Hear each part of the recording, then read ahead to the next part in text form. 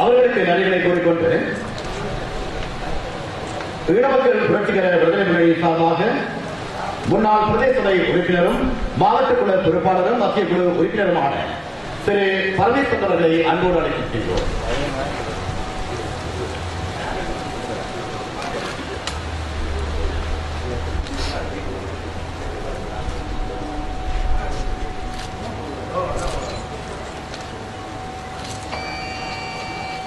அவர்களுக்கு நன்றிகளை கூறிக்கொண்டு தொடர்ந்து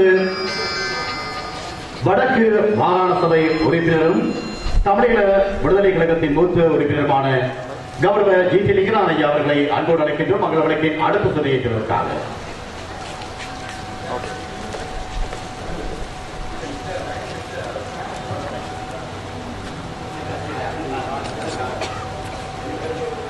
மங்கள வழக்கின் அந்த வெற்றி சுடரை இப்பொழுது ஏற்றுக் கொண்டிருக்கின்றார் மாகாண சபை உறுப்பினரும் தமிழீழ மக்கள் விடுதலை கழகத்தின் உறுப்பினருமான திரு ஜி.டி. லிங்கநாதன் ஐயா அவர்களுக்கு நன்றிகளை கூறிக்கொண்டு தொடர்ந்து கல்வி கலாச்சார பண்பாட்டு விளையாட்டுத்துறை அமைச்சு மதிப்புக்குரிய திரு தானா குருவனராஜா ஐயா அவர்களை அன்போடு அழைக்கின்றோம். மங்கள விளக்கின் அடுத்த சுடரை ஏற்றிருக்கிறார்.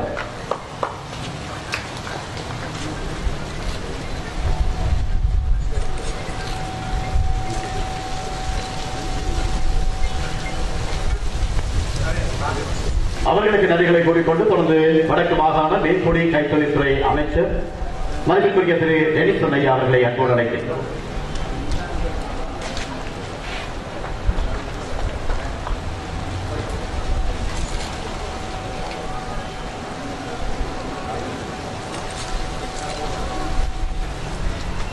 அவர்களுக்கு நன்றிகளை கூறிக்கொண்டு தொடர்ந்து மகள விளக்கின் அடுத்த சுடரை இன்றைய நிகழ்வினை தலைமையை நடத்திக் கொண்டிருக்கக்கூடிய வைத்திய கலாநிதி கௌரவ சுகாதார அமைச்சர் வடக்கு மாகாண திரு பானா சத்திரிகம் ஐயா அவர்களை அன்போடு அழைத்திருக்கின்றோம்.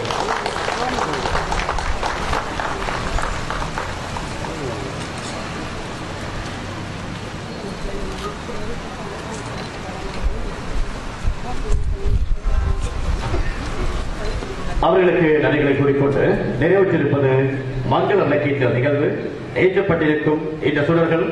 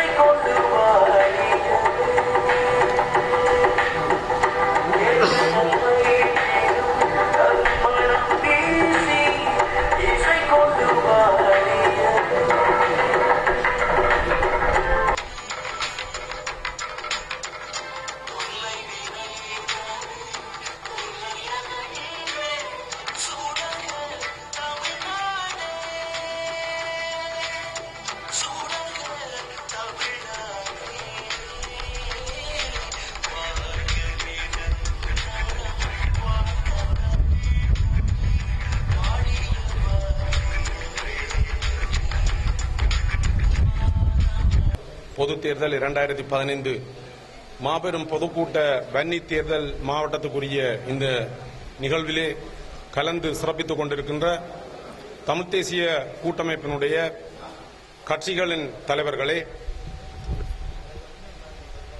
எங்களுடைய இந்த வன்னி தேர்தல் தொகுதியிலே வேட்பாளர்களாக களமிறங்கி இருக்கின்ற தமிழ் தேசிய கூட்டமைப்பை சேர்ந்த வேட்பாளர் பெருமக்களே, எங்களுடைய வடக்கு மாகாண சபையினுடைய கௌரவ அமைச்சர்களே, முன்ன நாள் பிரதேச சபைகளினுடைய கௌரவ தவிசாளர், வெற்றிக்காக நாங்கள் எதிர்வரும் 17ஆம் தேதி வரை காத்துக் கொண்டிருக்கின்றோம். கடந்த ஜனவரி 8ஆம் தேதி இந்த நாட்டினுடைய ஜனாதிபதி இந்த நாட்டினுடைய தலைமை பொறுப்பு யாருக்கு வழங்க வேண்டும் என்று சிறுபான்மை கட்சிகள், சிறுபான்மை சமூகம், நாங்கள் எல்லோரும் இணைந்து ஒருமித்து எடுத்த முடிவு ஒரு ஆட்சி மாற்றத்தை கொண்டு வந்தோம். அது நீங்கள் நேரடியாக உங்களுடைய கைகளால் இந்த நாட்டினுடைய தலைவர் யார் என்பதை தீர்மானித்த அந்த வாக்குகளுக்கு அப்பால் இன்று எதிர்வரும் 17ஆம் தேதி நீங்கள் எல்லோரும் தமிழ் தேசிய கூட்டமைப்புக்கு உங்களுடைய வாக்குகளை இடப்போகின்றீர்கள். வீட்டு சின்னத்திற்கு இடப்போகின்றீர்கள். வீட்டு சின்னத்திலே போட்டியிடுகின்ற எங்களுக்கு நீங்கள் ஆணை தர இருக்கின்றீர்கள். அந்த நாங்கள் ஆட்சியை எங்களுடைய ஆட்சி என்று கூறியிருந்தார்கள். ஆனால் இந்த தேர்தலிலே ஆட்சியை தீர்மானிக்கப் போகின்றவர்கள் நாங்களாக இருக்க போகின்றோம். கடந்த ஜனவரி 8ஆம் தேதி ஒரு கொடுங்கோல் ஆட்சி எங்களை முள்ளிவாய்க்கால் வரைக்கும் கொண்டு சென்று நிறுத்தியது. லட்சக்கணக்கான உயிர்களை காவு கொண்ட ஒரு அரசாங்கம், கோடிக்கணக்கான சொத்துக்களை சூறையாடிய ஒரு அரசாங்கம், அல்லது எங்களுடைய பூர்வீக நிலங்களை பறித்த கபலீகரம் செய்த ஒரு அரசாங்கத்தினுடைய ஒரு தலைமை பொறுப்பை நாங்கள் மாற்றியமைத்தோம். அதேபோல் எதிர்வரும் 17ஆம் தேதி அந்த பழைய ஆட்சி பொறுப்பில் இருந்தவர்கள் மீண்டும் இங்கே இந்த ஆட்சி பொறுப்பிலே நுழைவதற்காக தயாராகிக் கொண்டிருக்கின்றார்கள். நீங்கள் இடுகின்ற ஒவ்வொரு வாக்குகளும் இந்த ஆட்சி பொறுப்பை தீர்மானிப்பவர்கள் யார் என்பதை நீங்கள் இடுகின்ற வாக்குகள் மூலமாக உணர்த்த வேண்டிய ஒரு கடமைப்பாடு, நிர்பந்தம் உங்களுக்கு ஏற்பட்டிருக்கின்றது. கடந்த காலங்களிலே பாராளுமன்றத்திலே தமிழ் தேசிய கூட்டமைப்பு தமிழ் மக்களினுடைய உரிமைக்காக, தமிழ் மக்களினுடைய இன விடுதலைக்காக, தமிழ் மக்களுக்கு ஒரு நிரந்தர அரசியல் தீர்வினை தமிழ் மக்கள் கோருகின்ற அந்த சமஷ்டி முறை மூலமாக கொண்டு வரப்பட வேண்டும் என்ற நோக்கத்திற்காக கடந்த காலங்களிலே பல்வேறு உயிர் தியாகங்களை செய்து, அது ஆயுத போராட்டத்திலே எங்களுடைய சக போராளிகளுடைய உயர் தியாகங்கள், அதேபோல் அரசியல் களத்திலேயும் எங்களுடைய உன்னதமான அரசியல் தலைவர்களை இழந்து நாங்கள் இந்த நிலைக்கு இன்று வந்து கொண்டிருக்கின்றோம்.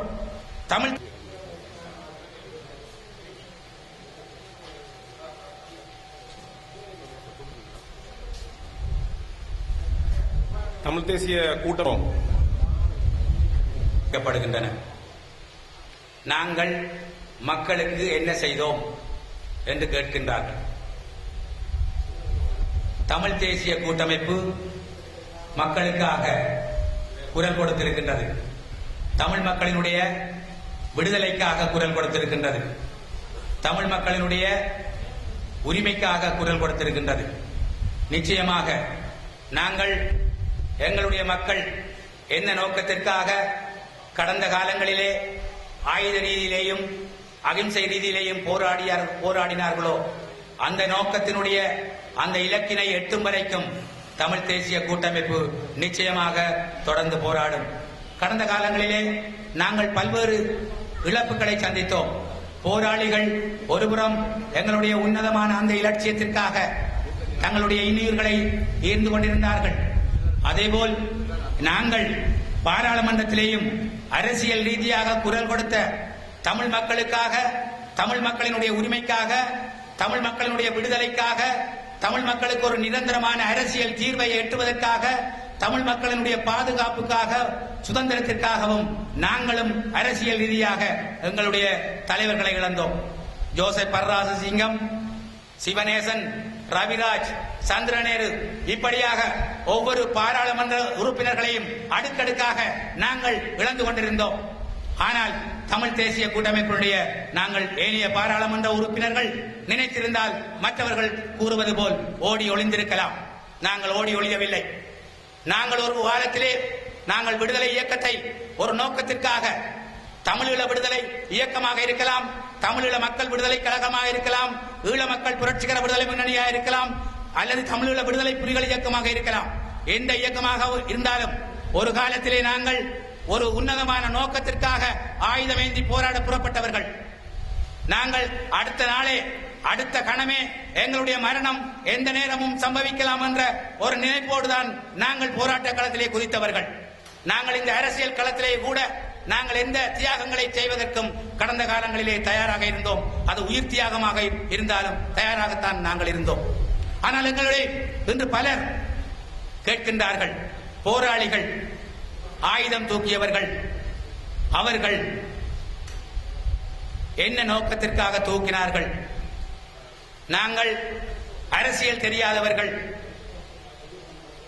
படிப்பறிவில்லாதவர்கள், இப்படியெல்லாம் சொல்கின்றார்கள்.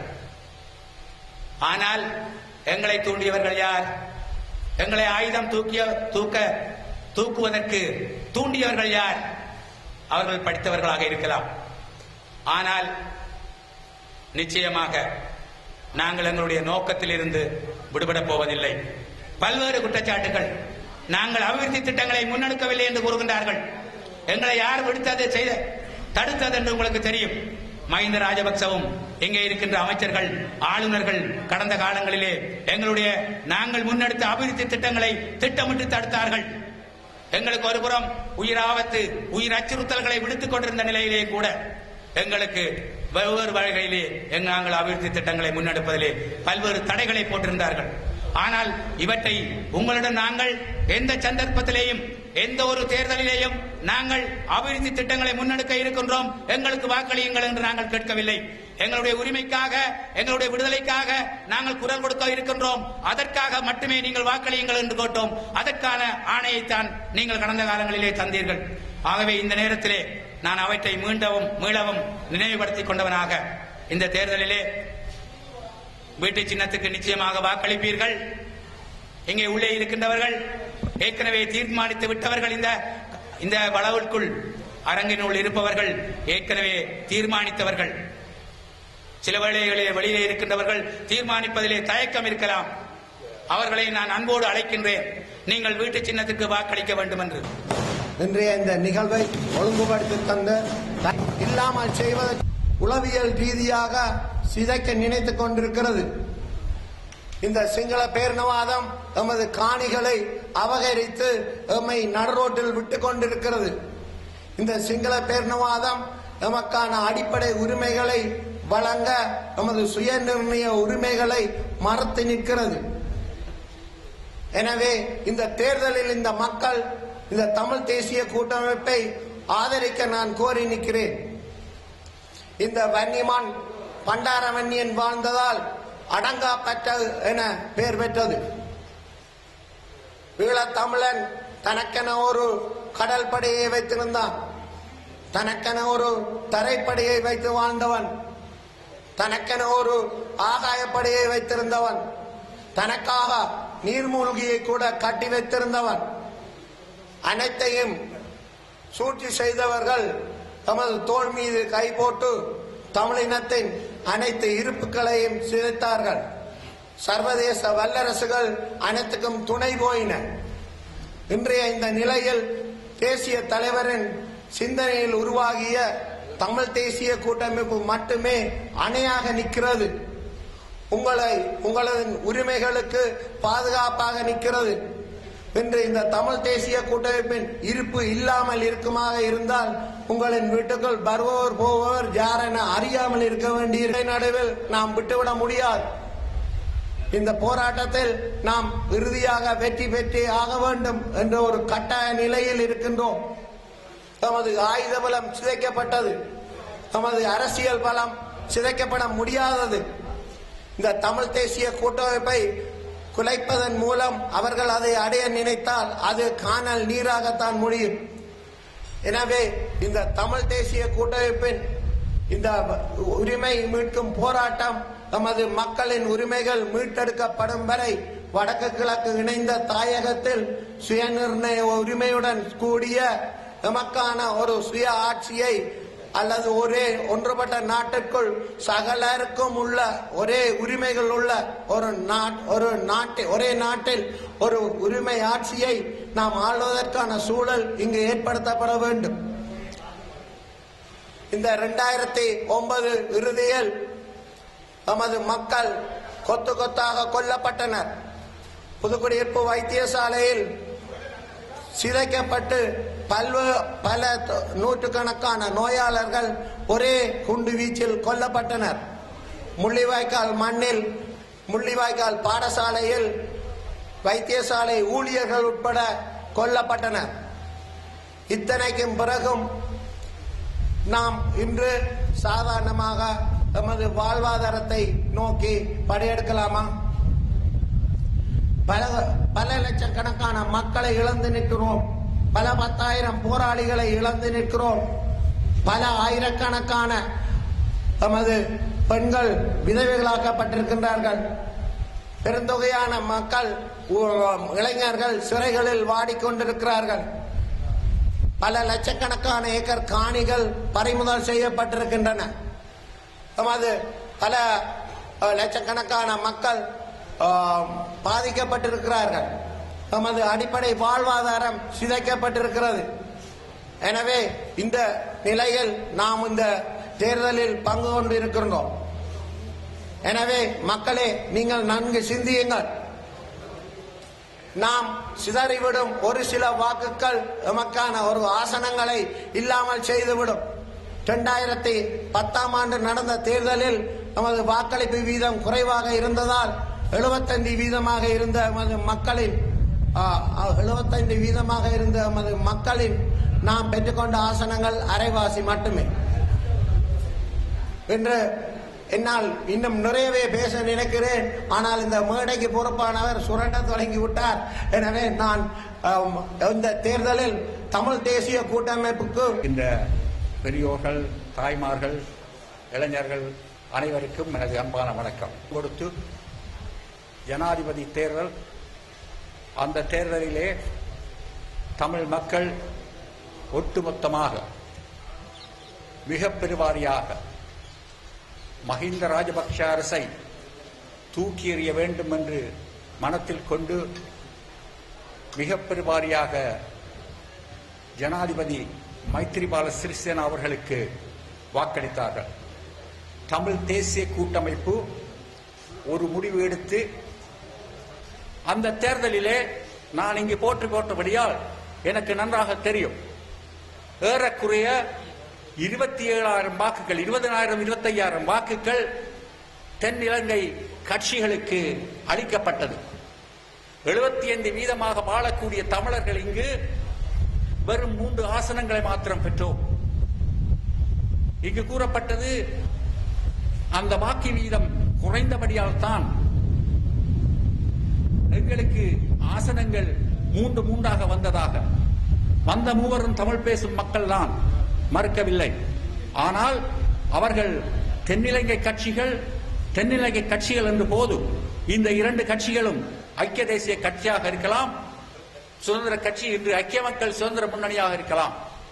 இந்த கட்சிகள் எல்லாம் தென்னிலங்கை மக்களின், நேரடியாக கூறுவதென்றால் சிங்கள மக்களின் நலன்களுக்காக அவர்களுடைய தலைமைகளால் உருவாக்கப்பட்ட கட்சிகள். அவர்களை பொறுத்தமட்டில் எந்த சந்தர்ப்பத்திலும் தமிழ் மக்களுடைய நலன்களையோ நன்மைகளையோ மனத்திலே கொள்ளாதவர்கள். சுதந்திரம் அடைந்த நாள் துவக்கம் இன்று வரை சரித்திரத்தை எடுத்து பார்ப்போமானால், ஒவ்வொன்றாக பார்ப்போமானால் 56 சிங்கள மாத்திரம் சட்டமாக இருக்கலாம், அல்லது தொடர்ந்து வந்த எந்த விஷயங்களை பார்த்தாலும் பண்டா செல்வா ஒப்பந்தம் கிளியர் தெரியப்பட்டதை பார்க்கலாம். இப்படியாக பார்த்தாலும் ஒவ்வொரு கட்சியும் ஒரு கட்சி செய்வது போல இருக்கும், மற்ற கட்சி அதை தடுப்பது போல தடுக்கும். இது தொடர்ந்து வந்திருக்கின்ற விஷயங்கள். ஆகவே அது தமிழராக இருக்கலாம், தமிழ் பேசும் ஒரு எங்கள் இனத்தவராக இருக்கலாம்.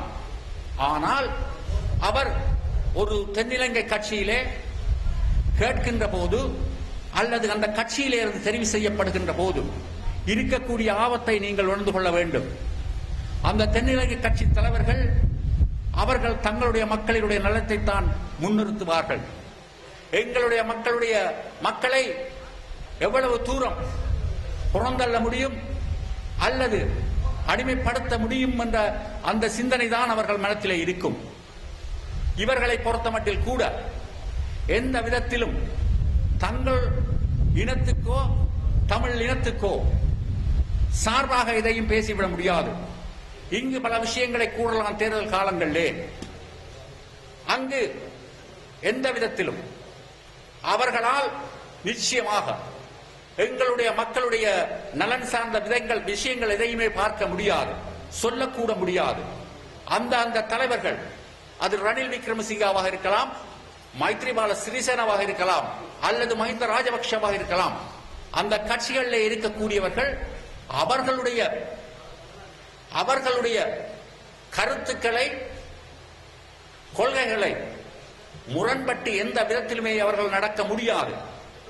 இதை மறந்து கடந்த தேர்தலிலே தமிழ் மக்கள் மிக பெருவாரியாக வாக்கு வீதம் குறைந்திருந்தாலும் கூட தமிழ் மக்கள் மிக பெருவாரியாக வாக்களித்திருந்தார்கள்.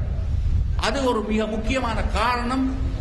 நாங்கள் வாக்கு வீதம் குறைந்தது என்று கூறுவது மாத்திரமல்ல, அந்த தேர்தலிலே நாங்கள் தனித்து நின்று போட்டியிட்டதும், போட்டியிடாமல் தமிழ் தேசிய கூட்டமைப்பிலே போட்டியிட்டிருப்போமாக இருந்தால் 3 ஆசனங்கள் 4 ஆசனங்கள் ஆக்கப்பட்டிருக்கும். அந்த கணக்குகள் எல்லாம் நாங்கள் பார்த்து வைத்திருக்கின்றேன். அதன் பிறகுதான் எங்களுடைய கட்சி ஒரு மிக தீவிரமாக சிந்தித்து இங்கே இருக்கின்றார்கள் பலர். அவர்கள் தங்களுடைய இரத்தத்தையும் உயிரையும் கொடுத்து அந்த மக்களை மீண்டும் உள்ளுக்கு கொண்டு வந்தார்கள். அந்த பங்கர் லைனிலே போய் நின்று வெள்ளை கொடி காட்டி அவர்களை கூட்டி வந்தார்கள். வீடாக மைண்ட் செக் பண்ணி மைண்ட் செட் எடுத்து அவர்களை குடியேற்றினார்கள். எல்லைப்புறங்களிலே இங்கு இருக்கின்றார்கள், இப்போதும் இருக்கின்றார்கள், இங்கே இருக்கின்றார்கள் பலர். இவர்கள் எல்லைப்புறங்களிலே காவலாகப்படுத்திருந்தார்கள். இவையெல்லாம் சரித்திரங்கள். இவைகள் எல்லாம் தமிழ் மக்கள் இந்த பகுதியிலே நிம்மதியாக வாழ வேண்டும் என்பதற்காக தங்களுடைய உயிரையும் இரத்தத்தையும் கண்ணீர் விட்டோ வளர்த்தோம், செந்நீரால் காத்தோம் இந்த பகுதிகளை என்று காத்து நின்றார்கள். இன்று தமிழ் பேசும் மக்கள் ஒற்றுமையாக இருக்கின்ற ஒரே காரணத்தினால் இந்த ஒற்றுமையை குலைத்துவிட வேண்டும் என்று பல முயற்சிகள் நடைபெற்று வருகின்றன. இந்த ஒற்றுமையை குலைப்பதற்காக தேர்தலிலே கூட பல கட்சிகள் நிறுத்தப்படுகின்றன. பலர் உறவாக இருக்கலாம், பக்கத்து வீடாக இருக்கலாம், தமிழ் தேசிய கூட்டமைப்பை குற்றம் கூறியே உங்களிடம் வாக்கு கேட்கிறார்கள் அல்லது உறவை சொல்லி வாக்கு கேட்கிறார்கள். நிச்சயமாக வெல்ல மாட்டாதவர்கள் கூட இந்த தேர்தலிலே ஒரு 100-200 வாக்குகளை உடைப்பதன் மூலம் தமிழ் தேசிய கூட்டமைப்பை பலவீனப்படுத்திவிடலாம் என்று போட்டியிட வைக்கப்பட்டிருக்கின்றார்கள். இவைகளை நீங்கள் நன்றாக மனத்திலே வைத்துக் கொள்ள வேண்டும். தமிழ் மக்கள் தங்களுடைய விடுதலை பயணத்தை கூறுகிறார்கள். மக்கள் கேட்கவில்லை, எங்களுக்கு மாறாக எங்களை உடைக்க வேண்டும் என்பதற்காக போட்டியிடுகின்ற பலர் கேட்கின்றார்கள்.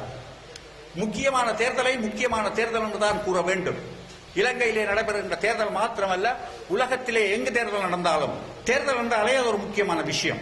ஆனால் தமிழ் மக்களை பொறுத்தமட்டில் ஒவ்வொரு தேர்தலுமே முக்கியமானதாகவே இருந்திருக்கின்றது. நான் சரித்திரத்தை விட்டு அண்மை தேர்தலை பார்ப்போம்.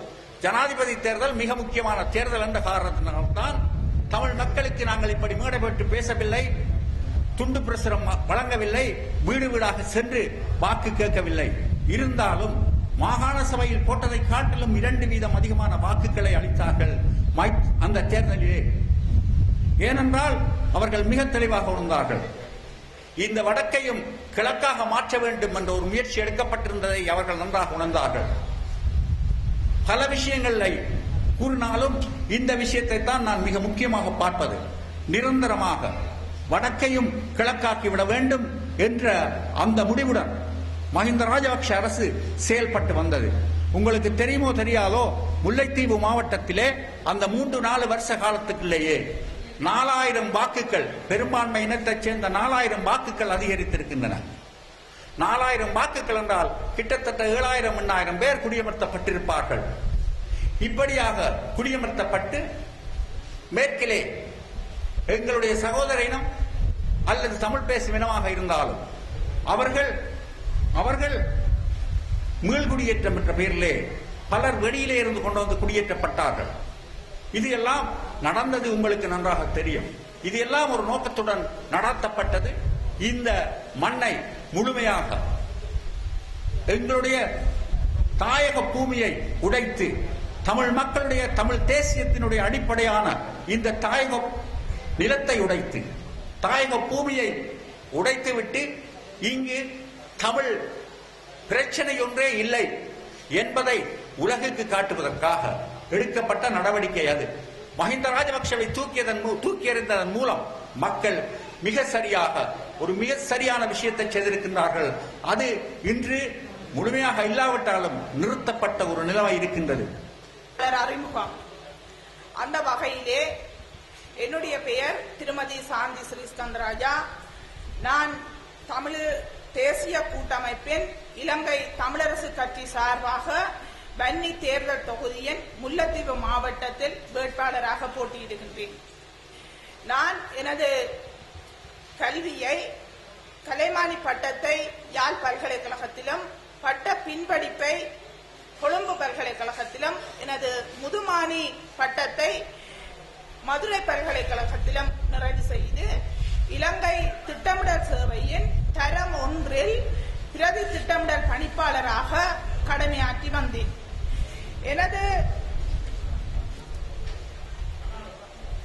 எனது அரச சேவை காலம் இன்னும் 10 வருடங்கள் நிறைவு செய்ய வேண்டி இருந்த பொழுதும் நான் இந்த பாராளுமன்ற தேர்தலில் போட்டியாளராக இம்முறை வேட்பாளராக இறங்கியுள்ளேன்.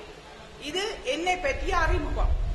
அடுத்து நான் ஏன் இந்த பாராளுமன்ற தேர்தலுக்குள் போட்டியாளராக வந்தேன் என்பதை நான் இங்கு தெரிவிக்க வேண்டும். என்னை பற்றிய அறிமுகத்தை செய்வதற்கு 20-30 வருட காலமாக ஆயுத போராட்டத்தில் தோற்றுப்போன தமிழினம் இன்று சாத்வீக ரீதியான போராட்டத்தில் எமது சுயநிர்ணயம், தன்னாட்சி என்பவற்றை வென்றெடுக்கின்ற இந்த வேளையிலே அந்த உயிரிழப்புகள், சொத்துழப்புகள், சொத்து சுகங்களை இழந்து அங்க அபயங்களை இழந்து இருக்கின்ற நாம் பெறப்போகின்ற அந்த கனியை நாம் யாரிடம் கையளிக்க போகின்றோம் என்பதுதான் என்னுடைய மனத்தில் இருந்த பெரிய சுமை. இந்த இளைஞர்கள் திட்டமிடப்பட்டு அழிக்கப்படுகின்றார்கள், கட்டவிழ்த்து விடப்படுகின்றார்கள். அது மட்டுமல்ல, இந்த மீள்குடியேற்றத்துக்கு பின்பு சிங்கள அரசாங்கம் செய்கின்ற, தமிழர்கள் செய்கின்ற கொடுமைகள். இது முதலாவதாக காடழிப்பு. இந்த காடழித்தலுக்கு நமது அரசாங்கம் பாவிக்கின்ற ஒரு நிர்வாக ரீதியான கௌரவமான ஒரு சொல், பயன்படுத்தப்படாதிருக்கும் காணிகளை பயன்பாட்டுக்குரியதாக்குதல். எங்களது பயன்படுத்திய காணிகளை மக்களுக்கு பயன்படுத்த விடுங்களேன். இரண்டு போகம் செய்கின்ற வயல்களை தனதாக்கி கொண்டிருக்கின்றார்கள். பூர்வீகமாக மக்கள் வாழ்ந்த குடிநிலங்களை தனதாக்கி கொண்டிருக்கின்றார்கள். ஆனால் ஒரு வரிச்ச சொந்த மண்ணென்று நாங்கள் நிமிர்ந்து வாழ்ந்தோம். ஆனால் இன்று இந்த கிரவல், எங்களுடைய சொந்தமாக இருக்கின்ற மணல், கற்குவாரிகளை உருவாக்கி எங்களுடைய சொத்துக்களை வாரி செல்கின்றார்கள். அது மட்டுமல்ல, இந்த மக்களை எங்களுடைய குடியேற்றத்துக்கு பின்பு வடக்கின் வசந்தம் என்ற போர்வையிலே எங்கள் ஒவ்வொரு குடும்பத்திலும் சூறாவளியை அல்லவா வீச வைத்திருக்கின்றார்கள். உட்கட்டுமான வசதிகள் அல்ல எங்களுக்கு இப்பொழுது தேவைப்படுவது. எங்களுடைய தமிழினம் தன்மானத்தோடு நிமிர்ந்து வாழ வேண்டும். நாம் அந்த யுத்த காலத்திலும்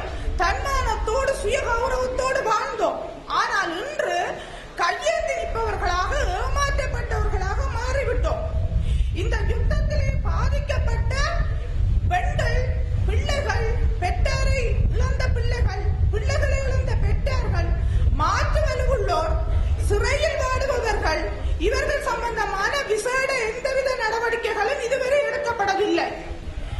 இதற்கு மாறாக அவர்கள் எமது பிள்ளைகளை இலக்கிட்டிருக்கின்றார்கள். பாடசாலை செல்கின்ற பிள்ளைகளுக்கு வீடு வண்டி கொடுப்பதும் பியர் வண்டி கொடுப்பதும் நமது அரசாங்கம் செய்கின்ற திட்டமிட்ட ஒரு சதி. நாம் கிடைத்த அந்த கனியை அல்லது எங்களுடைய சுயநிர்ணயத்தை, தன்னாட்சியை யாரிடம் கையளிக்க போகின்றோம்? குத்துச்சண்டை, வாழ்வெட்டு, குடிகார கும்பலிடமா கையளித்து விட்டு செல்ல போகின்றோம். இவ்வாறு ஒரு கும்பலை உருவாக்கிவிட்டு நாம் போகின்ற பொழுது மீண்டும் நாம் பூஜ்ஜியத்தில் வந்து நிற்கின்ற ஒரு கட்டாய நிலைக்கு உருவாக்க திட்டமிட்டு இந்த சிங்கள அரசாங்கம் வேலை செய்து கொண்டிருக்கின்றது. இவ்வாறு அது மட்டுமல்ல, இந்த பெண்கள் யுத்த விதவைகளுக்கு எதுவிதமான பாதுகாப்பு நடவடிக்கைகளும் எடுக்கப்படவில்லை. ஒரு பால்மாடை வேண்டி கொடுக்கின்றார்களோ அல்லது ஒரு தையல் வசனை கொடுப்பதாலோ பெண்களது பிரச்சனைகள் தீர்ந்து போகாது.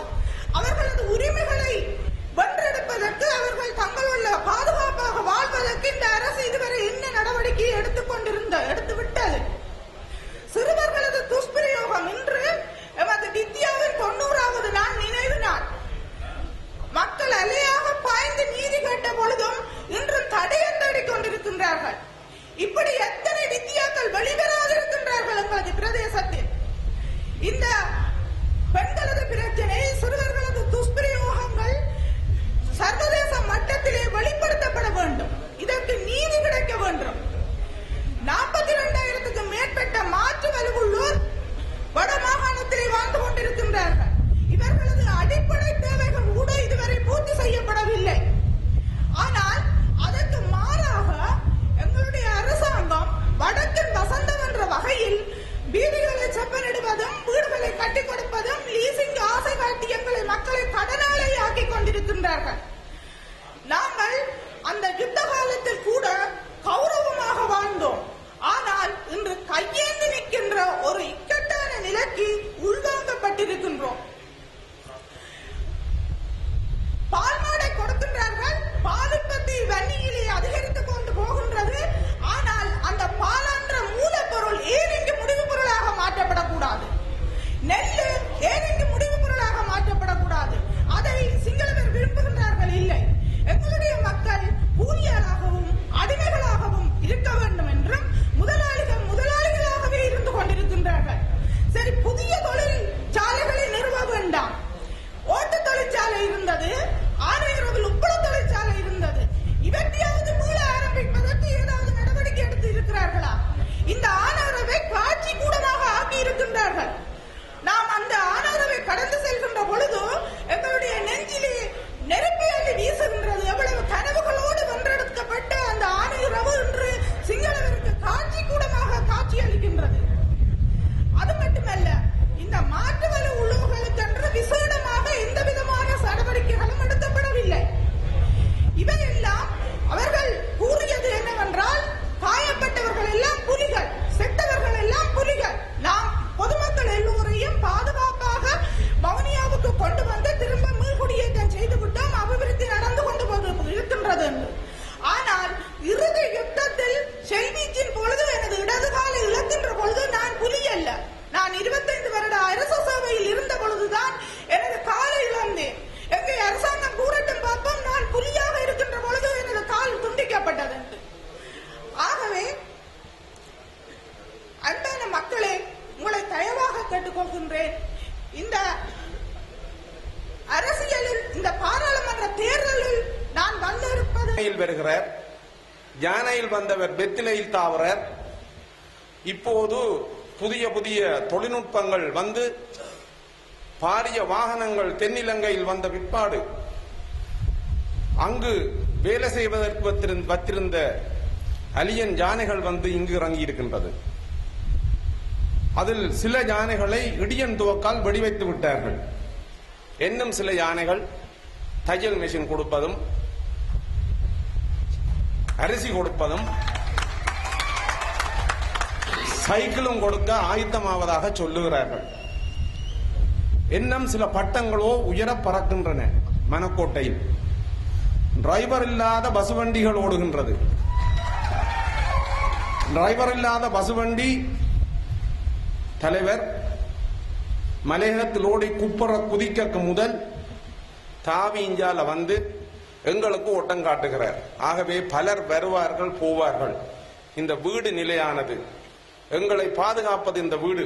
ஆகவே நாங்கள் அனைவரும் இந்த வீட்டை பலப்படுத்தி தமிழ் மக்களுடைய சிறப்பான எதிர்காலத்துக்கு நாங்கள் ஒன்றிணைந்து உழைப்பாடியை அத்துமுதிரை பிடித்த போது அதற்கெதிராக குரல் கொடுத்து முன்னின்று வழக்கு தாக்கல் செய்தவர் நான். இப்படியான வேலைகளை செய்து கொண்டிருந்த போதுதான் இது வங்கியில் இருந்து செய்ய முடியாது என தீர்மானத்துக்கு வந்து அரசியலுக்குள் இறங்கினேன். அதன்போது சில கணக்கெடுப்புகளை நான் நடத்தினேன். 200 கிராமங்களுக்கு மேல் விஜயம் செய்தேன். இந்த யுத்தத்தின் பின் 40 சிறைகளில் அடைத்து 25 வருடத்துக்கு மேல் வாட்டுகிறார்கள். ஆனால் புலிகளில் இருந்து போராடி மக்களை கொலை செய்து வெளிநாட்டில் இருந்து ஆயுதங்கள் வெடிகுண்டுகளை தருவித்த KP கருணா போன்றவர்கள் இன்னும் ராஜபோக வாழ்க்கை வாழ்ந்து கொண்டிருக்கிறார்கள். இவை யாவும் நிறுத்தப்பட வேண்டும். எமது மக்கள் மாவீரர் குடும்பத்தை சேர்ந்தவர்களை எடுத்துக்கொண்டால் இன்னும் வறுமை நிலையில் இருக்கிறார்கள். இதற்கான கட்டமைப்பு ஒன்று உருவாக்கப்பட வேண்டும். எனவே எதிர்வரும் தேர்தலில் நீங்கள் ஒரு மாற்றம் ஒன்றை செய்ய வேண்டும். மாற்றம் ஒன்றே மாறாதது. நீங்கள் என்னை தெரிவு செய்யும் இடத்தில் நான் இதற்கான ஒரு கட்டமைப்பை ஏற்படுத்தி இந்த மக்களின் கல்வி, கலாச்சாரம், வாழ்வாதாரம் நாயகனாவான். சிங்களவாதம் சினங்கொண்டு பாயும் வெற்றிலைக்கு வாக்களித்துப்பார். கிரீஸ்மேன் கிளம்பி வருவான். அழுக்கம காணாமல் போகும். நோ லிமிட்டுக்கு நோ லைசன்ஸ் என்பான். பள்ளி செல்லவும் பயமாக இருக்கும். மஹிந்த மந்திரியாவான். பிள்ளையான் பார்லிமெண்ட் செல்வான். எங்களுடைய தம்பியன் தோத்து போவான். கருணா தியாகியாவான். வெற்றிலைக்கு வாக்களித்துப்பார். தொப்பி போட பயமாக இருக்கும். அபாயா அணிவது தேசிய குற்றம் என்பார். தொப்பி போட பயமாக இருக்கும். அபாயா அணிவது தேசிய குற்றம் என்பான். தாடி வைக்கவும் தடையென்று தோன்றும். பாங்கு சொல்ல பெர்மிஷன் கேட்பான். வெற்றிலைக்கு வாக்களித்துப்பார். பொருட்களின் விலைகள் மலையாய் ஏறும். ஏழையின் வாழ்வு ஒளியிழந்து போகும். கண்ணீர் சிந்தியே காலம் கழிப்பாய். வெற்றிலைக்கு வாக்களித்துப்பார். இலங்கையில் வாழ பிடிக்காது என்பாய். வெற்றிலைக்கு வாக்களித்துப்பார். இதுக்கு ஒரு மேலதிக சேர்க்கையாக ஜானைக்கு வாக்களித்துப்பார். 4 வசனங்கள் தான். அல்லது எங்களுடைய தையல் மிஷின் மந்திரிக்கு வாக்களித்துப்பார். வீடு வரும் ஆனால் வராது. வீடு வரும் ஆனால் வராது.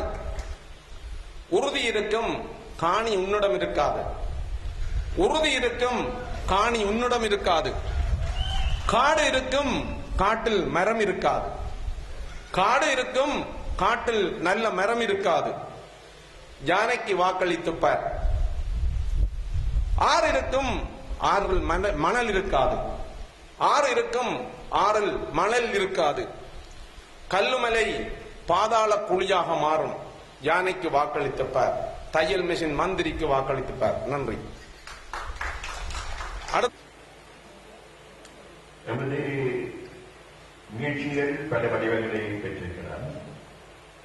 ஆரம்பத்தில் ஜனநாயக ரீதியாக, அரசியல் ரீதியாக, சாத்திய ரீதியாக ஒப்பந்தங்களை செய்வோம், ஒத்துழைப்புகளை வழங்குவோம்.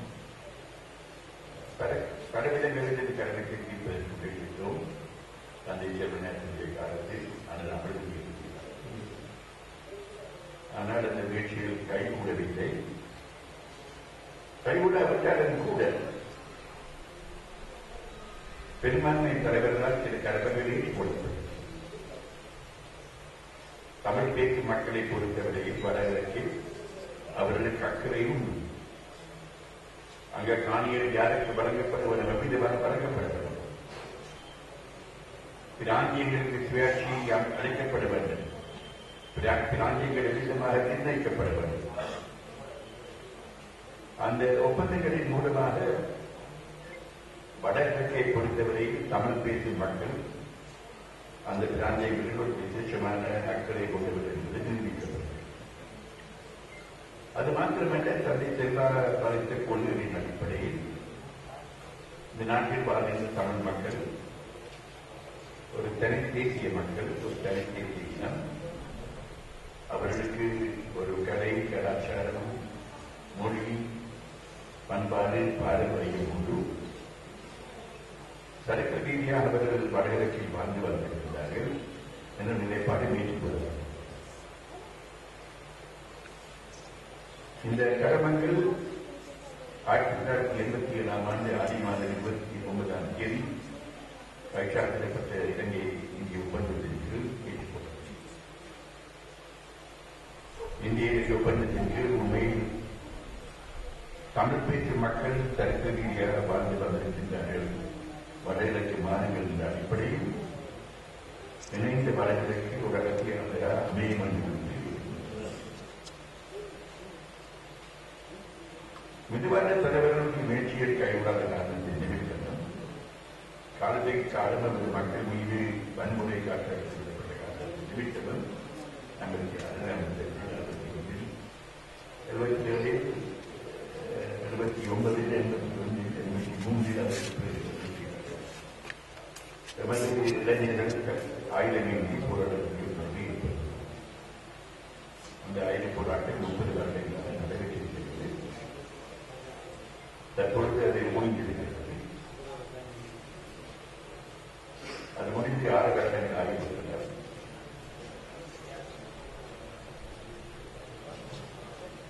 இந்த வருடம் ஆரம்பத்தில் இந்த நாட்டில் ஆட்சி ஒழுங்கில் ஒரு பாரிய மாற்றம் ஏற்பட்டது.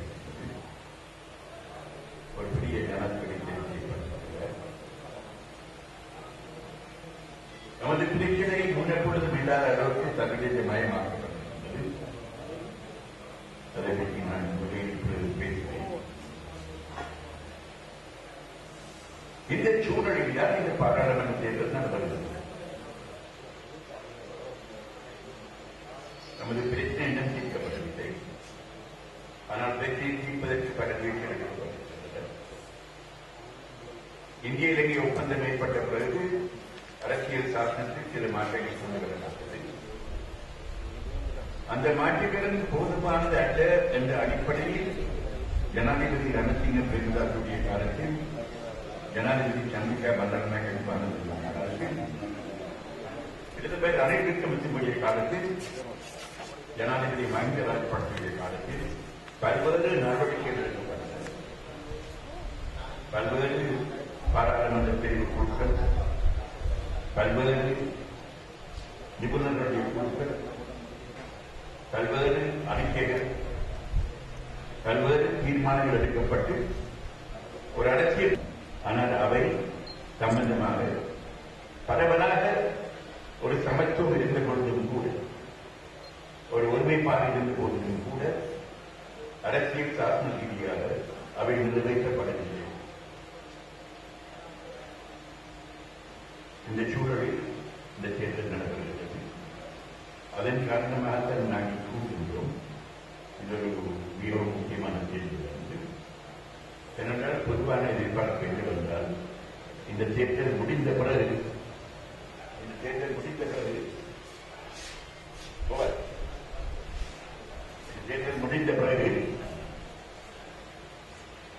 ஒரு அரசியல் தீர்வு ஏற்பட வேண்டும் என்பது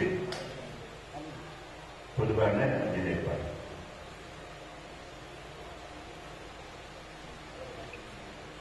எப்படி தேர்தல் விஞ்ஞாபனத்தை நாங்கள் முன்வைத்திருக்கின்றோம், அதை நீங்கள் பார்க்க வேண்டும். அந்த தேர்தல் விஞ்ஞாபனத்தில் என்ன விதமான அரசியல் தீர்வு ஏற்பட வேண்டும் என்பதை நாங்கள் தெளிவாக கூறியிருக்கிறோம். ஒருமித்த நாட்டுக்குள் நாடு பிரிக்கப்படாமல், நாடு பிளவுபடுத்தப்படாமல், நாம் ஒரு தனித்துவமான மக்கள் என்ற அடிப்படையில் நமது இளமை பகிர்ந்தளிக்கப்பட்டு உலக சுயநிர்ணய உரிமையின் அடிப்படையில் நமக்கு ஒரு அரசியல் தீர்வு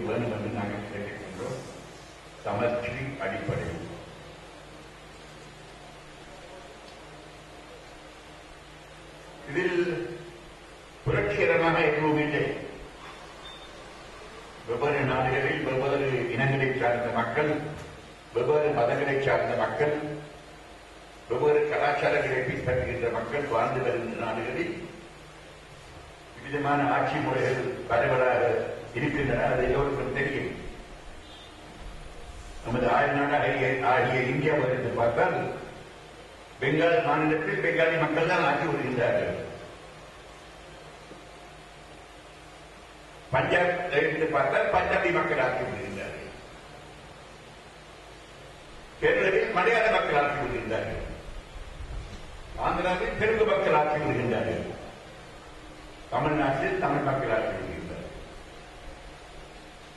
அந்தந்த இனத்தை, அந்தந்த மதத்தை, அந்தந்த மொழியை பேசுகின்ற மக்கள் தங்களுடைய மாநிலங்களில் ஆட்சி வருகின்றார்கள். மத்தியில் ஒரு அரசாங்கம் இருக்கின்றது. முக்கியமான கடமைகளை அமைந்திருக்கிறார்கள். அதைத்தான் நாங்கள் கேட்கின்றோம். கனடா படித்து பார்க்கலாம். கனடாவில் ஆங்கில மொழி பேசுகின்ற மக்கள் ஆங்கில மொழி பேசுகின்ற மாநிலத்தில் ஆட்சி வருகின்றார்கள். பிரெஞ்சு மொழி பேசுகின்ற மக்கள் பிரெஞ்சு மொழி பேசுகின்ற மாநிலங்களில் ஆட்சி வருகின்றார்கள். உதாரணமாக கியூபெக்கில் ஆங்கில மொழியை பொறுத்தவர்கள் டொரண்டோ, வான்கூவர் போன்ற இடங்கள். அதனால் இது வித்தியாசமாக உள்ளது. நாங்கள் என்னத்தை கேட்கின்றோம்? நமது காணி விடயங்கள், நமது பாதுகாப்பு விடயங்கள், சட்டம் ஒழுங்கு, கல்வி, உயர்கல்வி, தொழில்நுட்ப கல்வி, விவசாயம், நீர்ப்பாசனம், கடற்தொழில், கைத்தொழில், கால்நடை வளர்ப்பு, கலாச்சார விடயங்கள், சமய விடயங்கள், அதே போல் நமது வாழ்க்கையில் ஒவ்வொரு நாளும் நாங்கள் எதிர்நோக்குகின்ற கர்மங்கள் சம்பந்தமான அதிகாரங்கள் எமது பிராந்தியங்களுக்கு வழங்கப்பட வேண்டும். அந்த அதிகாரிகளை கையாண்டு நாங்கள் நிறைவேற்றக்கூடிய வரை தேவையான பணத்தை வசூல் செய்வதற்கு உள்நாட்டு, வெளிநாட்டு கடன், நன்கொடை, முதலீடு, உதவி, வரி விதிப்பதற்கு அதிகாரம், விவிதமான அதிகாரங்கள் நமக்கு வழங்கப்பட வேண்டும். இவையெல்லாம் பரவலாக நாடுகளில் உள்ள ஒழுங்கு. நமது உடனடி தேவைகளை பொறுத்தவரை காணி பிரச்சனைகள், ராணுவமயமாக்கல், நமது விதவைகள் 90,000 பேர் விதவையாக இருக்கிறார்கள். பெற்றோரை இழந்த சிறுவர்கள், ஊனமுற்றோர், காணாமல் போனோர், முன்னாள் போராளிகள், குடிபெயர்ந்தவர்கள், மீள் குடியேற்றம் பெறுவதற்கு உழைத்துடையவர்கள், புனர்வாழ்வு, வீட்டு வசதி, தொழில் வாய்ப்பு, இவ்விதமான கர்மங்கள் உடனடியாக கையாளப்பட வேண்டும். ஜனாதிபதி மஹிந்த ராஜபக்சேவுடைய காலத்தில் அவ்விதமான கர்மங்களை நிறைவேற்றுவதற்கு அவர்களுக்கு ஒரு விருப்பம் இருக்கவில்லை. அவருடைய ஒரே ஒரு நோக்கம் நமது மக்கள் மீது தொடர்ந்து துன்பங்களையும் துயரங்களையும் குவித்து நமது மக்களை வெறுப்படைய செய்து மக்களை நாட்டிலிருந்து வெளியேற்ற வேண்டும். ஜனாதிபதி மைத்திரிபால சிறிசேன தெரிவு செய்யப்பட்ட பிறகு பிரதமர் ரணில் விக்ரமசிங்கே அவர்களுக்கு பாராளுமன்றத்தில் ஒரு பெரும்பான்மை இருக்கவில்லை, ஒரு பரம்பரை அரசாங்கம் இருக்கவில்லை. அதனால் இந்த கருமங்கள் நிறைவேற்றப்படவில்லை. நாங்கள் தற்பொழுது கூறுகின்றோம், பாராளுமன்றம் அமைக்கப்பட்ட பிறகு இந்த கருமங்களுக்கு முன்னுரிமை கொடுக்கப்பட்டது. தமிழ் பிரதிநிதிகள் அரசாங்கத்துடன் பேசி சர்வதேச சமூக உதவியுடன், புலம்பெயர்ந்த தமிழருடைய உதவியுடன் திட்டங்களை திருத்தி இந்த கருமங்கள் சம்பந்தமாக கருமங்களை நிறைவேற்றி நமது மக்களுடைய தேவைகள் பூர்த்தி செய்யப்பட வேண்டும். இவற்றையெல்லாம் நம்முடைய தேர்தல் விஞ்ஞானத்தில் நாங்கள் மிகவும் தெளிவாக கூறியிருக்கின்றோம். அதை நீங்கள் பார்க்க வேண்டும். இன்றைக்கு மக்கள் ஒற்றுமையா இருக்கின்றார்கள். இன்றைக்கு தமிழ் தேசிய குடிமைகளுக்கு பின்னால் மக்கள் நீக்கிறார்கள். யுத்தம் முடிந்த பிறகு மிகவும் நிதானமாக, மிகவும் பக்குவமாக தமிழ் தேசிய கூட்டமைப்பு தமிழ் மக்களுடைய பிரச்சனையை கையாண்ட காரணத்தில் திட்டம் இன்றைக்கு தமிழ் தேசிய கூட்டமைப்பு இந்த நாட்டிலும் சர்வதேச சமூகம் மத்தியிலும் ஒரு அங்கீகாரத்தை பெற்றிருக்கின்றது. சர்வதேச சமூகம் சொல்லுகின்றது இலங்கை அரசாங்கத்துக்கு, இந்தியா சொல்லுகின்றது, அமெரிக்கா சொல்லுகின்றது, ஐரோப்பிய ஒன்றியம் சொல்லுகின்றது, ஐக்கிய ராஷ்டிரம் சொல்லுகின்றது, ஜப்பான் சொல்லுகின்றது. தமிழ் தேசிய கூட்டமைப்புடன் பேசி இந்த பிரச்சனைக்கு ஒரு தீர்வை காண்போம். வேற எந்த ஒரு கட்சியும் அந்த அங்கீகாரத்தை பெறவில்லை என்பதை அந்த மக்கள் உணர்ந்து கொள்ள வேண்டும். இன்றைக்கு பல கட்சிகள் தேர்தல் என்ற பொழுது உங்கள் மத்தியில் வந்து பலவிதமான கருத்துக்களை கூறலாம். இவர்களுக்கும் சர்வதேச சமூகத்துக்கும் இடையில் என்ன தொடர்பு உண்டு? சர்வதேச தலைவர்கள் இங்கே வருகின்ற பொழுது அவர்களை சந்திக்கின்றார்களா? அடுத்தவர்கள் வெளிநாடுகள் போற பொழுது சர்வதேச தலைவர்களை சந்திக்கின்றார்களா? அல்லது இந்த நாட்டில் கூட நமது விடயம் சம்பந்தமாக அரசாங்கத்துடன் அல்லது வேறையவர்களுடன் இந்த தமிழ் மக்களுடைய பிரித்தை சம்பந்தமாக ஆக்கப்பூர்வமான பேச்சுவார்த்தைகளை நடத்துகின்றார்களா? அதனால் இன்றைக்கு தமிழ் தேசிய கூட்டமைப்பு தமிழ் மக்களுடைய அங்கீகாரத்தை பெற்ற, தமிழ் மக்களுடைய விசுவாசத்தை பெற்ற, தமிழ் மக்களுடைய நம்பிக்கையை பெற்ற ஒரு கட்சியாக சர்வதேச சமூகத்தால் அங்கீகரிக்கப்பட்டிருக்கிறது. தமிழ் தேசிய கூட்டமைப்பு தேர்தல் ஞானத்தை முன்வைத்திருக்கிறது. அதை நீங்கள் பரிபூர்ணமாக அங்கீகரிக்க வேண்டும். உங்கள் தேர்தல் முடிவுகளின் ஊடாக நமது ஒவ்வொரு தேர்தல் மாவட்டத்திலும் தமிழ் மக்கள் தமிழ் தேசிய கூட்டமைப்பினால் முன்வைத்த தேர்தல் விஞ்ஞாபனத்தில் உள்ளடக்கப்பட்டிருக்கின்ற அரசியல் தீர்வை அங்கீகரித்திருக்கின்றார்கள் என்பது வெளிவர வேண்டும், உறுதியாக வெளிவர வேண்டும். ஒரு முக்கியமான கேள்வி இந்த தேர்தலுக்கு பிறகு கேட்கப்படும். அதை நாங்கள் கேட்போம், அதை நாங்கள் உரத்த குரலில் கேட்போம். அது ஒரு மிகவும் நியாயமான கேள்வி. இந்த நாட்டினுடைய எதிர்காலம் நம்முடைய கருத்து.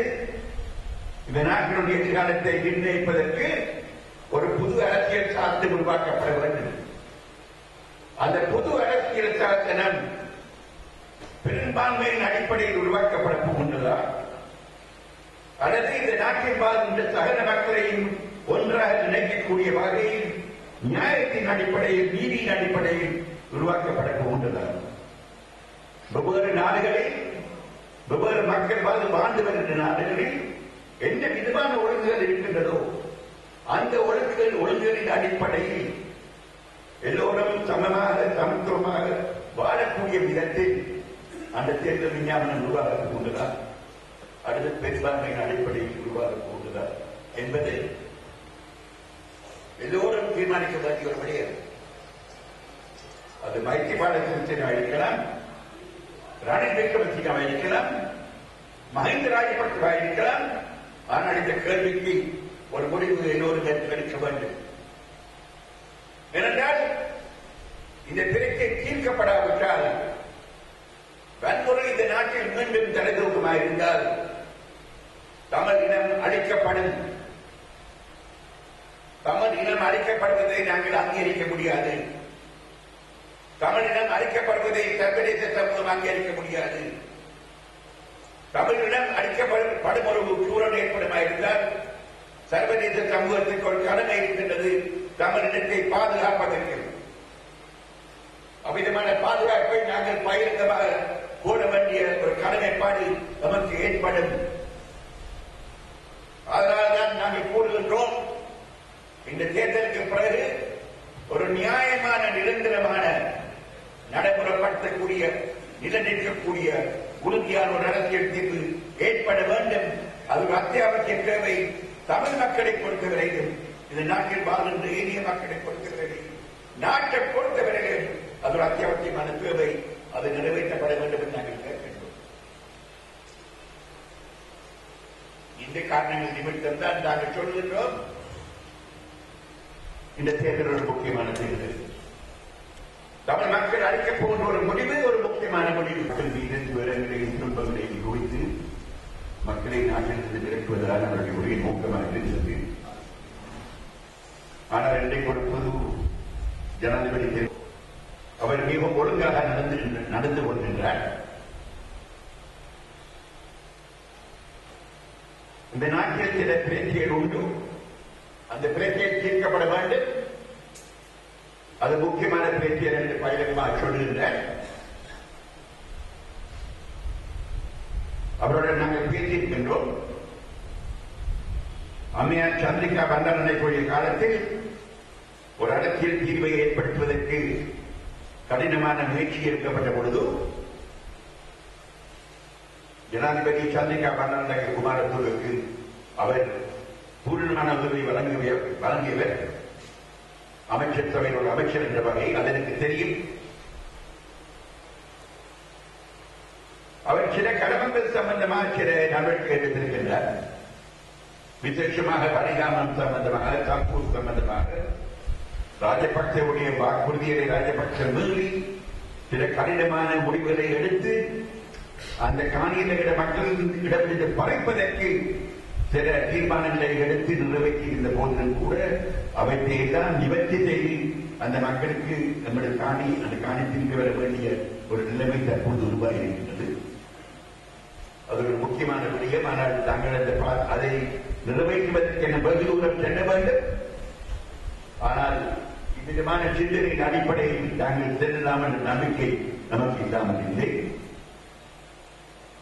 வடக்கிடம் கிழக்கில் உள்ள ஆளுநர்கள் மாற்றப்பட்டிருக்கின்றார்கள். ராணுவ அதிகாரிகள் ஆளுநராக இருந்தவர்கள் அவர்கள் மாற்றப்பட்டு சிவியல் அதிகாரிகள் ஆளுநராக வந்திருக்கின்றார்கள். 19வது அரசியல் சாசனம் நிறைவேற்றப்பட்டிருக்கின்றது. 18வது அரசியல் சாசனம் நீக்கப்பட்டிருக்கின்றது. அதன் மூலமாக ஜனாதிபதிக்கு இருந்த அதிகாரங்கள் மிகவும் பரவலாக குறைக்கப்பட்டிருக்கின்றது. பாராளுமன்றத்தை பொறுத்தவரை பாராளுமன்றம் தற்பொழுது சுதந்திரமாக செயல்படக்கூடிய ஒரு நிலைமை ஏற்பட்டிருக்கின்றது. உச்சநீதிமன்றத்தை பொறுத்தவரை உச்சநீதிமன்றம் தற்பொழுது சுதந்திரமாக செயல்படக்கூடிய ஒரு நிலைமை ஏற்பட்டிருக்கின்றது. சுதந்திரமான நிறுவனங்களை பொறுத்தவரை தேர்தல் ஆணைக்குழு, மனித உரிமை ஆணைக்குழு, பொதுச்சேவை குழு, பொலிக்குழு, லஞ்ச ஊழல் சம்பந்தமான குழு, விதமான குழுக்கள் சுதந்திரமாக இயங்கக்கூடிய ஒரு நிலை ஏற்பட்டிருக்கின்றது. இவற்றை பார்க்கும் பொழுது தனது மனச்சாட்சிக்கு விரோதம் இல்லாமல் கடமைகளை நிறைவேற்ற வேண்டிய கடமை தனக்கு இருக்கின்றது என்பதை அவர் உணர்ந்து செயல்படுவதை கூட தெரிகிறது. அதனால் தேர்தல் முடிந்த பிறகு எமது பிரச்சனை சம்பந்தமாகவும் நாங்கள் முடிவுகளை எடுத்து கடமைகளை முன்னெடுக்க வேண்டும் என்று நாங்கள் நினைக்கின்றோம். 20 சம்பந்தமாக நாங்கள் அவருடன் பேசியிருக்கின்றோம். தமிழ் தேசிய கூட்டமைப்புடைய தலைவர்கள் அவரை சந்தித்து பேசியிருக்கிறார்கள். நமது பிரச்சனை முன்னெடுப்பு இன்னும் போதும் இல்லாத அளவுக்கு இன்றைக்கு சர்வதேசமயமாக்கப்பட்டிருக்கிறது. சர்வதேச மனித உரிமை பேரவையில் 3 தீர்மானங்கள் நிறைவேற்றப்பட்டிருக்கின்றன. 3வது தீர்மானத்தின் அடிப்படையில் ஒரு சர்வதேச விசாரணை நடைபெற்று அந்த விசாரணையுடைய அறிக்கை இந்த வருடம் புரட்டாதி மாதம் வெளிவர இருக்கின்றது. அது வெளிவரும் என்று நாங்கள் உறுதியாக நம்புகின்றோம். சர்வதேச சமூக நிலைப்பாடு என்னவென்றால் உண்மை அறியப்பட வேண்டும், உண்மையின் அடிப்படையில் நீதி வழங்கப்பட வேண்டும், பாதிக்கப்பட்ட மக்களுக்கு பரிகாரம் வழங்கப்பட வேண்டும். இதற்கு முன் நடைபெற்ற சம்பவங்கள் இனிமேலும் நடைபெறாது என்று உறுதி வழங்கப்பட வேண்டும்.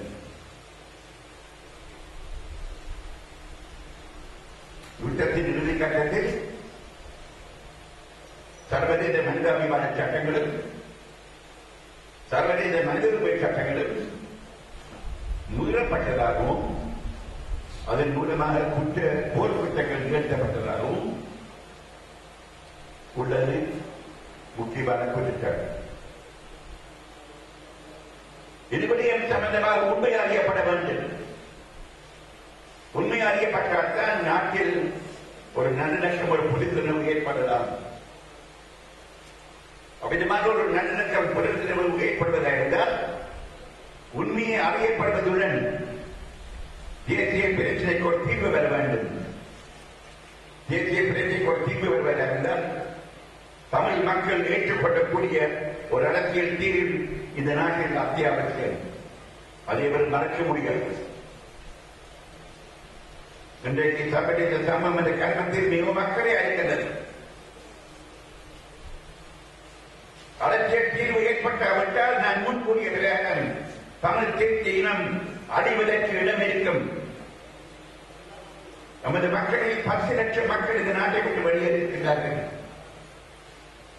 5 லட்சம் மக்கள் நாட்டுக்குள்ளே குடிபெயர்ந்திருக்கின்றார்கள். அவர்கள் நன்மையில் குடியேற்றப்படவில்லை. 1 லட்சம் மக்கள் உயிரிழந்திருக்கின்றார்கள். யுத்தத்தின் இறுதி கட்டத்தில் மாத்திரம் 70,000 மக்கள் இழந்தார்கள். பொதுமக்கள் போராடிகள் அல்ல, 70,000 பொதுமக்கள் உயிரிழந்தார்கள். பாரிய அழிவு ஏற்பட்டது. ஒரு இன அழிவுக்கு சமமான நிகழ்வுகள் ஏற்பட்டன. ஆனால் மீண்டும் இந்த நாட்டில் வருவதை கருதூக்கமாக இருந்தால் இன அழிவு ஏற்படுவது நிச்சயம். இன அழிவு ஏற்படாமல் தடுப்பதாக இருந்தால் ஒரு அரசியல் தீர்வு வர வேண்டும். ஒரு அரசியல் தீர்வு வராவிட்டால் இன அழிவு ஏற்படும். சர்வதேச சமூகம் தமிழினத்துக்கு பாதுகாப்பு அளிக்க வேண்டிய ஒரு கட்டாய நிலை ஏற்படும். இதுதான் எங்களுடைய நிலைப்பாடு. அதாவது ஒட்டுமொத்தமாக இந்த கருமைகள் எல்லாவற்றையும் நாங்கள் ஒருமித்து பார்க்கின்ற பொழுது இந்த தேர்தலுடைய முக்கியத்துவத்தை நாங்கள் தெளிவாக உணர்ந்து கொள்ளலாம். எங்கள் மக்கள் உணர்ந்து கொள்ள வேண்டும் என்று நாங்கள் வினயமாக கேட்டுக்கொள்ள விரும்புகின்றோம். உங்களுடைய வாக்கின் மூலமாக நீங்கள் ஒரு தெளிவான செய்தியை நடப்ப வேண்டும். நாங்கள் இந்த நாட்டில் சம பிரஜைகளாக சமமாக நமது நியாயபூர்வமான உரிமைகளை பெற்று நாட்டை பிரிக்காமல் நாங்கள் வாழ விரும்புகின்றோம். அந்த செய்தி சர்வதேச சமூகத்துக்கு தெளிவாக செல்ல வேண்டும். இந்தியாவுக்கு, அமெரிக்காவுக்கு, ஐரோப்பிய ஒன்றியத்துக்கு, ஐக்கிய ராஜ்யத்துக்கு, கனடாக்கு, எல்லா நாடுகளுக்கும் செல்ல வேண்டும். தமிழ் மக்கள் மிகவும் நியாயமாக நடந்து கொள்கின்றார்கள். மிகவும் பக்குவமாக நடந்து கொள்கின்றார்கள். மிகவும் நிதானமாக நடந்து கொள்கின்றார்கள். அவருடைய கோரிக்கை ஒரு நியாயமான கோரிக்கை, நீதியான கோரிக்கை. அதற்கு நாங்கள் இடம் கொடுக்க வேண்டும், அதை நிறைவேற்ற வேண்டும். அதை நிறைவேற்றுவது எங்களுடைய கடமை என்ற செய்தி சர்வதேச சமூகத்துக்கு செல்ல வேண்டும். அப்படி செல்வதாக இருந்தால் நீங்கள் பூரணமாக தமிழ் தேசிய குடிமைப்பை ஆதரிக்க வேண்டும். இந்த தேர்தலில் குறைந்தது 20 ஆசனங்களை நாங்கள் பெற வேண்டும். நாங்கள் பெறுவோமா இருந்தால் நிச்சயமாக உங்களுடைய மக்களுடைய விமர்சனத்துக்கு ஒரு வழி பிறக்கும். அந்த வழியை நீங்கள் ஏற்படுத்த வேண்டும், தவறக்கூடாது என்று மிகவும் வினயமாக விடைபெற்றுக் கொள்கின்றேன். நன்றி, வணக்கம்.